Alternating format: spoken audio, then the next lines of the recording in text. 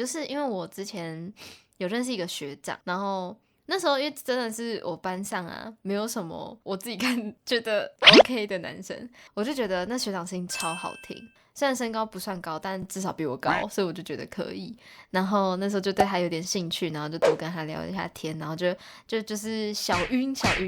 然后上课的时候坐在一起，老师在上面讲什么，他就要在我旁边回什么。可是他回的音量是没有办法让老师听到的音量，所以等于他是自言自语。那一开始我就已经觉得很烦了，但是他后来是已经自言自语到旁边人都知道他会这样子，然后又因为我们那时候走的有一点点近，所以大家就会理所当然的觉得我们两个可能是一对的，然后所以就变成是当他的那些行为做出来的时候，其他人觉得很烦，然后同时也会把这个觉得他很烦的情绪带到我身上，然后我就觉得有够丢脸的，可以不要一直讲话吗？可以闭嘴吗？的那种感觉。